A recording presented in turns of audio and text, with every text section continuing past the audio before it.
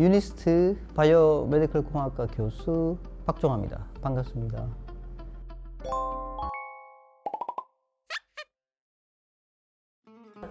INTP, 아인슈타인이 INTP고요.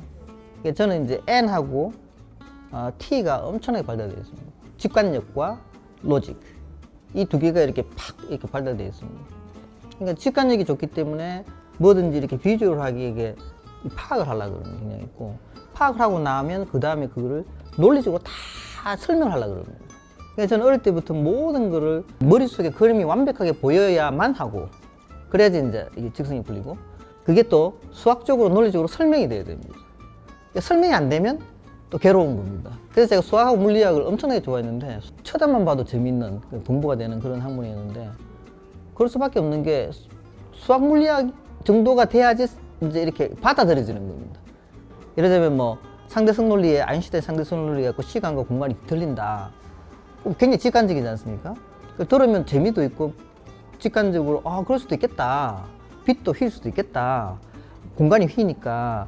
그런데 그게 수학적으로 물리적으로 이렇게 논리적으로 설명이 돼야지 그거를 받아들이지, 그런갑다 하고 넘어가지는 않는 겁니다.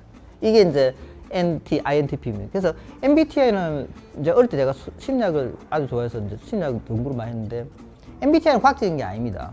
사람들이 착각한 것 중에 하나가 MBTI가 과학이라고 하는데, 과학하고 MBTI는 관계가 거의 없다고 보시면 되고, 이건 사주팔자 같은 통계적인 어떤 테이블을 만든 거거든요.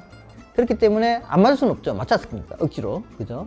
그렇지만 그게 과학적이냐 아니냐는 상관이 없고, 대신 이 MBTI 같은 걸 통해서 자기를 들여다보는 창, 뭐 나쁜 창이든 좋은 창이든 창문이죠. 그런 털을 다 가지는 거고, 두 번째는 MBTI를 하는 건 유전자하고도 관계가 많습니다. 그래서 뭐 내향적인 외향적인 유전자하고도 결정이 되는데, 결정이라기보다 관계가 많은데, 그 두 번째 가장 MBTI의 중요한 포인트는, 우리가 같이 일을 할 때 많은 갈등들이 남을 욕하거나 동료들이나 뭐 직장에서 생기는 게 뭐냐면, 뭐 일을 못한다라고 그 욕할 때 그때 생기는 거거든요.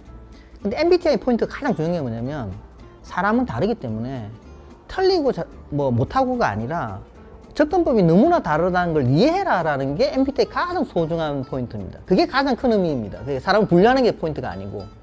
그래서 조금 전에 제가 MBTI 이제 물어봤는데, 제가 이제 N이나 T나 이렇게 설명하게 되면, 그 다르게 설명하면 복잡하게 할 수도 있는데, 그렇게 설명하면 표준이지 않습니까? 직관이라는 게 있고 뭐 로직이라는 게 있는데, 이제 그런 식으로 설명을 하기 때문에 의미가 있고, 이게 유전자하고도 굉장히 관계가 있습니다. 우리가 유전자를 이해하는 것도 똑같은 방식입니다. MBTI 같은 경우는. 그러니까 유전자 DNA를 어떻게 이해하나요? 심리학의 MBTI 같은 식으로 이해를 하시면 됩니다. 당신이 예를 들면 무슨 유전자 타입이 이렇다 하면, 당신은 이런 성향, 성격이든 뭐 암이든 질병이든 성향이 있다고 한번 생각해 보세요. 그럼 다른 사람도 다른 타입일 경우는 그럴 수 있으니까, 그러면 그걸 틀리다, 뭐 내하고 이렇고 이게 아니라 그렇게 이해할 수 있지 않냐라는 어떤 창을 제공하는 거죠. 그래서 MBTI하고 이 유전자 검사, 게놈 연구하는 거하고는 일맥상통하는 데가 있습니다.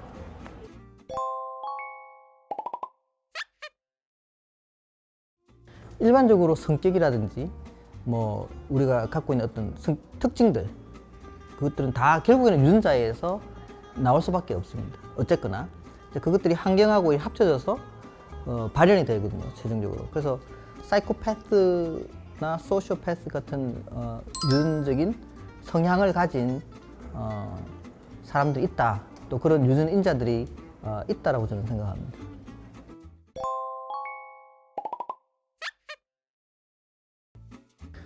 저는 당연히 있다고 생각합니다.